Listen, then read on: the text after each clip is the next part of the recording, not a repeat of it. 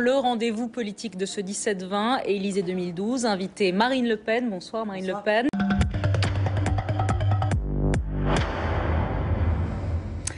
Mais qu'est-elle allée faire dans cette galère américaine? Alors que le G20 se tenait en France sur fond de psychodrames grecs et italiens, elle était à New York et à Washington pour tenter de rencontrer des élus américains.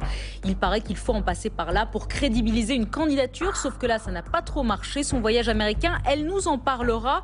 Elle nous parlera aussi de ses prochains voyages. Aujourd'hui, elle est à Paris, où elle continue de marteler son credo. Sarkozy ou Hollande, c'est bonnet blanc et blanc bonnet. Mais a-t-elle vraiment besoin de faire campagne ou la crise le fait-elle à sa place? Marine Le Pen est notre invitée. Bonsoir à vous. Merci d'être avec nous ce soir. Bonsoir Marine Le Pen. Beaucoup de questions à vous poser sur l'actualité, sur la crise, sur les moyens d'en sortir.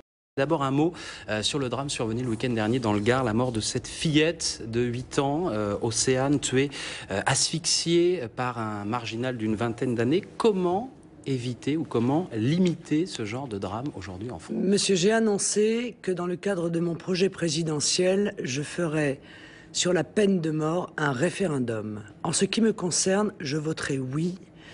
Ceux qui violent et qui tuent nos enfants doivent risquer leur peau. Parce que le jour où ils risqueront leur peau, peut-être qu'avant de s'attaquer à nos enfants, ils réfléchiront à 2 fois. Pourquoi passer par le référendum? Pourquoi ne pas dire simplement, si je suis élu, la peine de mort est rétablie en France? Parce que moi, je ne suis pas François Mitterrand. Et je pense qu'on n'impose pas au peuple français une décision aussi importante et qui est un sujet sensible. Il faut demander leur avis aux Français. Ils auront le choix entre la perpétuité réelle, c'est-à-dire celle où on ne sort jamais, et la peine de mort. La perpétuité en France aujourd'hui est une vaste rigolade. Ce qui veut dire que des gens condamnés à 20 ans ou à 25 ans, eh bien, les parents des enfants qu'ils ont tués ont toutes les chances de les recroiser un jour dans la rue. Cette situation n'est plus admissible. Nous avons le devoir de protéger nos enfants et les plus faibles d'entre nous. Et je crois très objectivement que la peine de mort est justifiée dans ce type de cas. Bien, un référendum donc sur la peine de mort. On va passer maintenant à l'actualité qui domine ce jeudi. Est-ce que vous avez vu Le Monde daté de vendredi? Regardez, la une du Monde, on va la voir. Après la Grèce, après l'Italie, est-ce le tour de la France? Une réaction, Marine Le Pen. Madame, ça fait des mois que j'annonce précisément, et dans l'ordre, hélas, c'est pas le loto, les pays qui tomberont les uns après les autres. Évidemment, la France est sur la liste, c'est une évidence. Ce processus est un processus inévitable. Et c'est pourquoi j'avais dit que plutôt que de tenter de sauver l'euro à tout prix, et donc à un prix exorbitant, et de plus en plus exorbitant, à coup de plans de renflouement en parallèle de sacrifices qu'on demandait aux Français toujours plus importants, il fallait prévoir un plan concerté et planifié avec nos partenaires européens de sortie de l'euro. Je suis rejointe aujourd'hui par 2 prix Nobel d'économie américains, par un grand économiste, analyste financier au Financial Times, Monsieur Rachman, par Monsieur Krugman, qui disent la même chose que moi. L'Europe doit arrêter d'essayer de sauver l'euro. Il faut faire un plan planifié et concerté de sortie de l'euro avant que celui-ci implose, c'est-à-dire avant le cataclysme financier. Est-ce que vous le redoutez, l'explosion de l'euro, ou est-ce que vous le souhaitez? Non, mais je ne sais pas, il est inévitable. Mais est-ce que c'est pour vous une bonne nouvelle, la fin, l'explosion de l'euro que vous prédisez? De toute façon, à partir du moment où l'euro a plombé à ce point nos économies, il est sûr que la sortie de cette monnaie qui a été un carcan et un obstacle considérable et qui est à l'origine de l'augmentation des prix, de l'explosion du chômage, de l'effondrement de nos exportations, la fin de l'euro sera une bonne nouvelle. Ce qui est en revanche gravissime, c'est que nos dirigeants ne veulent pas prendre la responsabilité. Et par conséquent, ils attendent le cataclysme. Et ce cataclysme, alors qu'il pourrait être, encore une fois, cette sortie pourrait être prévue et planifiée, il va arriver dans la violence et il va avoir des conséquences économiques et sociales probablement très graves. Pour l'instant, on n'est pas encore dans le cataclysme. Pour l'instant, la Commission européenne, pour parler de la France, pour l'instant, on a toujours notre triple A. D'accord, madame. Pour l'instant, Paris table sur 1% de croissance. Madame, d'accord, mais vous me reprochez souvent de ne penser qu'à la France. Mais je vous signale que l'exposition des banques françaises à la dette italienne est considérable. Est bien plus importante que l'exposition des banques françaises à la Grèce. Et que par conséquent, avant même d'en arriver à la France, le défaut de l'Italie, qui est quand même envisageable, puisque les taux ont augmenté de manière spectaculaire malgré l'annonce de démission de M. Berlusconi, eh bien, va avoir des conséquences et peut entraîner avec elle le système bancaire français. C'est tout de même pas rien. Pourquoi est-ce que vous mettez tout sur le dos de l'euro? La crise de la dette, qu'elle soit en euro ou en France, ça reste de la dette. Non, monsieur, parce que Pourquoi? parce que la dette, elle est la conséquence d'une croissance dérisoire. Or, ça fait 10 ans que nous avons une croissance dérisoire à cause de l'euro. C'est parce que l'euro est une monnaie trop forte que... Donc il suffirait de la dévaluer aujourd'hui pour régler le problème. Eh bien, écoutez, le seul malheur, c'est qu'ils ne le feront jamais. Parce que leur idéologie ultralibérale leur interdit d'envisager une dévaluation de l'euro, d'envisager des protections aux frontières comme je les réclame et qui pourraient limiter considérablement la concurrence internationale déloyale. Ce sont des idéologues. L'euro est un dogme. Il faut sauver l'euro, non pas pour sauver les peuples. Non, il faut sauver l'euro pour sauver l'euro. Et si pour ça, il faut sacrifier les peuples, on le voit, ils sont capables de le faire. Bon, écoutez, on voit bien la tutelle qui est mise en œuvre, là, tout de même. Je pense que ça n'échappe à personne. Le nouveau dirigeant grec, ancien de la BCE, le nouveau monsieur Monti, ancien commissaire européen, on voit bien que les grands financiers sont en train de prendre le pouvoir dans nos pays, et cela en violation totale de la démocratie pour nous imposer leur vue, celle qui fait que 1% de la population bénéficie de leur mondialisation et de leur financiarisation, quand 99% du reste est en train d'en mourir. Vous dites, c'est les marchés qui ont pris le pouvoir sur les dirigeants, vous dites ça. Oui, je le dis. Alors, une réponse de Valérie Pécresse, à qui on a posé la question ce matin. Écoutez sa réponse. Parce que c'est les marchés qui font et défont la politique. Donc on parle des marchés maintenant. C'est inexact. C'est notre qui fait que nous ne sommes pas totalement maîtres de notre destin et que nous devons afficher des plans de réduction des déficits et de désendettement. C'est parce qu'on est trop endetté. Un ménage qui est trop endetté lui-même, eh ben, il est contraint dans ses dépenses. Nous aussi, aujourd'hui, nous sommes trop endettés. C'est notre dette aujourd'hui, nos décisions aujourd'hui qui font que nous devons nous inscrire dans un chemin de réduction des déficits. Le problème, ce ne sont pas les marchés, dit Valérie Pécresse, le problème, ce sont les dettes, et vous souriez. Oui, ces gens-là abordent les conséquences des causes qu'ils adorent. Voilà. Je rappelle à Mme Pécresse que d'ailleurs, ils ont effectivement une responsabilité dans l'aggravation de l'endettement, puisque Nicolas Sarkozy a aggravé de 500 milliards un endettement qui, au moment où il est arrivé, était à 1200 milliards. Pas Nicolas Sarkozy, l'euro. Non mais Nicolas Sarkozy n'y peut rien, vous nous expliquez depuis tout à l'heure que c'est l'euro qui est responsable de la panne de croissance. Le fait de faire le choix politique de conserver l'euro, le fait de faire le choix politique de se soumettre à l'idéologie ultralibérale, eh bien aggrave en l'occurrence cette situation. Moi je fais une proposition clair, sortons de la main des marchés qui nous étranglent. Et pour cela, il faut revenir sur la loi de 1973. Il faut permettre à la Banque de France de retrouver sa prérogative essentielle de prêter, de battre monnaie, de prêter au trésor sans intérêt et sortir ainsi de ce monopole qu'on a accordé au marché, qu'ils ont accordé au marché et dont les marchés en profitent évidemment pour serrer le nœud coulant autour du cou des peuples européens. Vous dites, on va pas rester dans le franco-français. Très bien, on va parler de l'Italie. Si vous le voulez bien, Berlusconi s'en va. Personne ne semble le regretter. Regardez.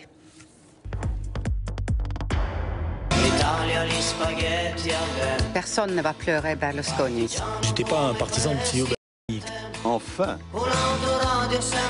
L'Italie, depuis quelque temps déjà, est attaquée sur le plan économique et financier du fait de problèmes de gouvernance.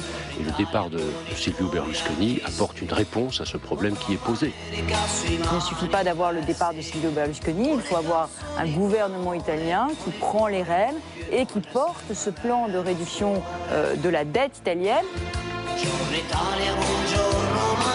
vérité, c'est que c'est pas la démocratie qui a gagné, c'est les marchés et les agences de notation qui aujourd'hui font les gouvernements. Non, ce ne sont pas les marchés qui ont eu raison de Berlusconi, c'est l'Italie qui prend son destin en main.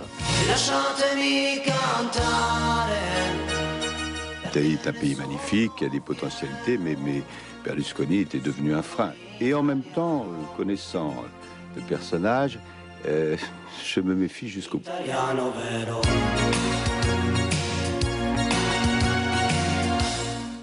Vous lui dites quoi? Je suis d'accord. Oui, vous êtes d'accord avec Julien Drey, hein, vous n'avez pas vu, mais vous aviez acquiescé pendant les propos. Mais oui, parce qu'il a raison. Les marchés, aujourd'hui, font les gouvernements et ils imposent même leur personnel. Vous lui dites quoi, Silvio Berlusconi? bye Bye bye. bye, on va pas vous regretter. Non, attendez, moi, permettez-moi de vous dire, moi, je suis peut-être la seule qui soit démocrate dans cette affaire, mais je crois que c'est le peuple italien qui l'a choisi. Et je pense que M. Fabius a raison lorsque il se pose la question de savoir si M. Berlusconi n'est pas capable de revenir. Parce que moi, j'étais il y a 3 semaines en Italie, et en Italie, il y a 3 semaines, j'entendais dire qu'il y aurait des élections en juin 2012.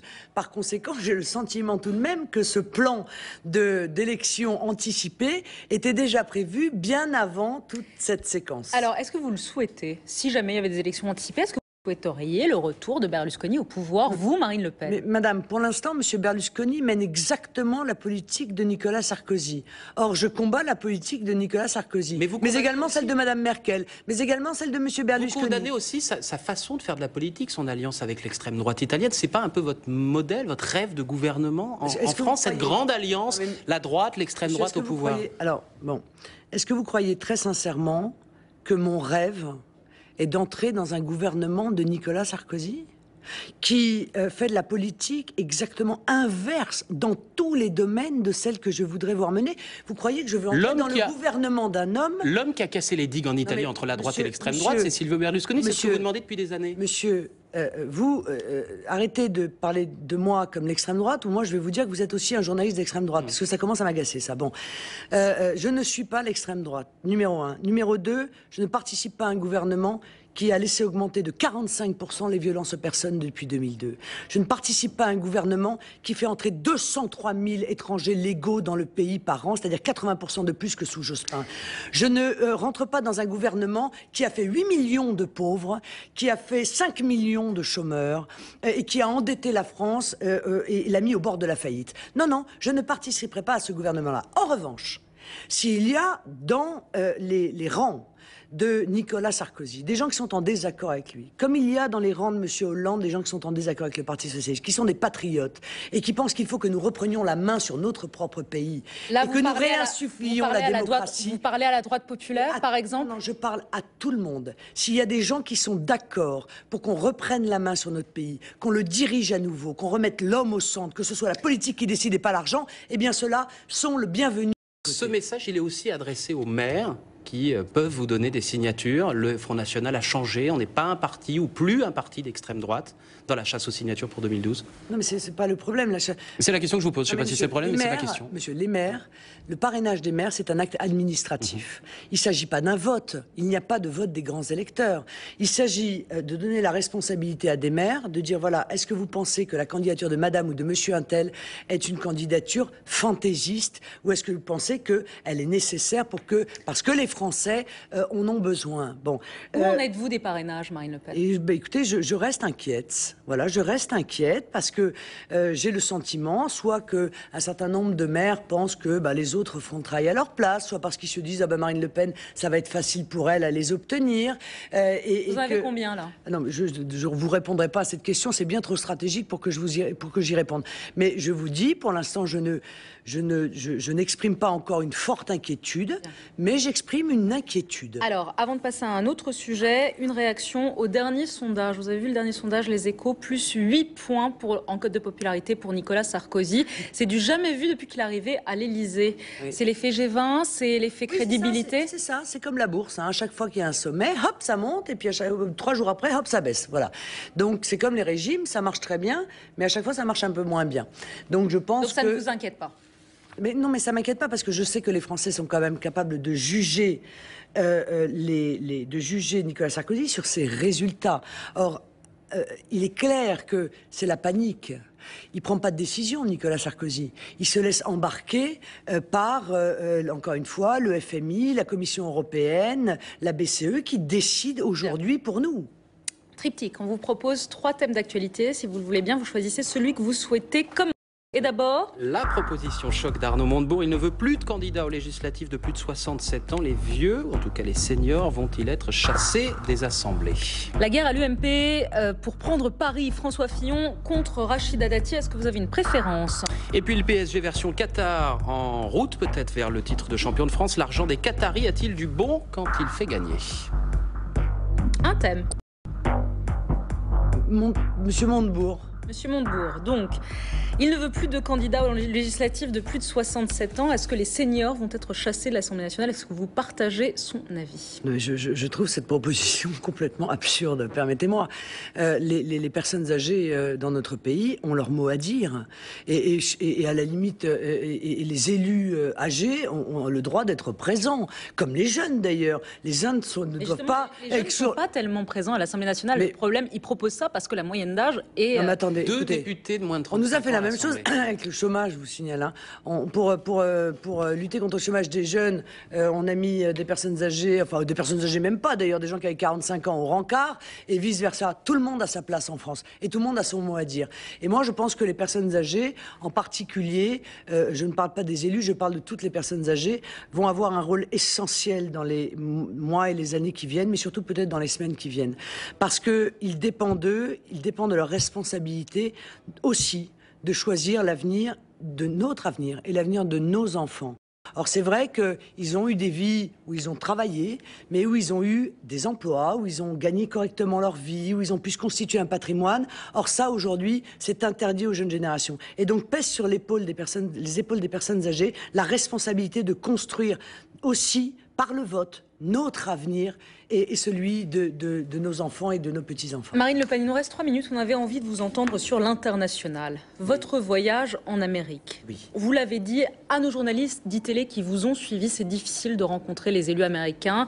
Ron Paul, que vous avez rencontré 10 minutes, vous a fait patienter 45 minutes. Est-ce que c'était pas assez bien préparé ce voyage? Qu'est-ce que vous dites? Qu'est-ce que vous avez dit à vos équipes? Non, madame, Ron Paul avait un problème d'agenda. Il me l'avait fait savoir avant que je vienne. Il m'a dit, je vais quand même essayer de l'organiser. J'ai vu 45 minutes ses assistants, dont son bras droit qui s'occupe des finances, avec lesquels j'ai longuement discuté des propositions économiques que nous partageons, dont les talons or.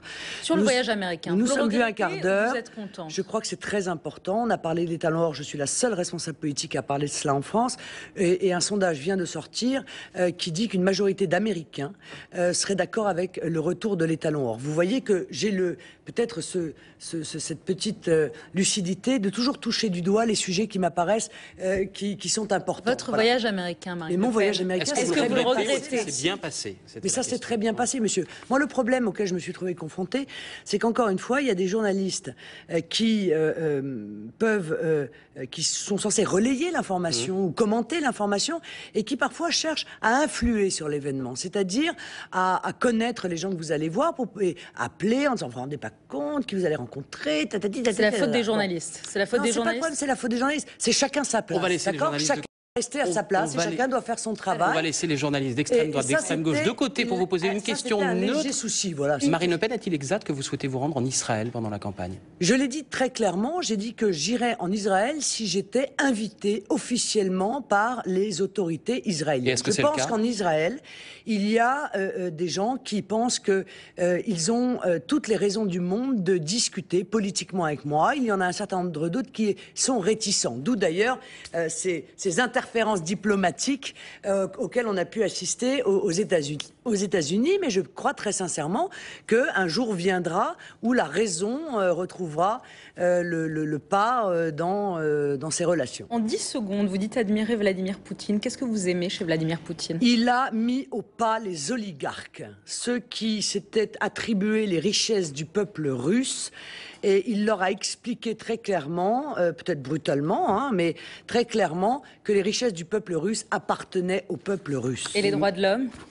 Oui, les droits de l'homme, écoutez, on pourrait en parler dans beaucoup d'autres pays amis, je crois. L'Arabie Saoudite, vous voyez, là où on empêche les femmes de conduire, au Pakistan, avec lesquels on discute et où on fouette les femmes, où on les emprisonne, où on les condamne à mort. Merci Marine Le Pen, vous entendez la petite musique qui monte, ça signifie que le temps imparti est terminé. Merci beaucoup d'avoir été l'invité.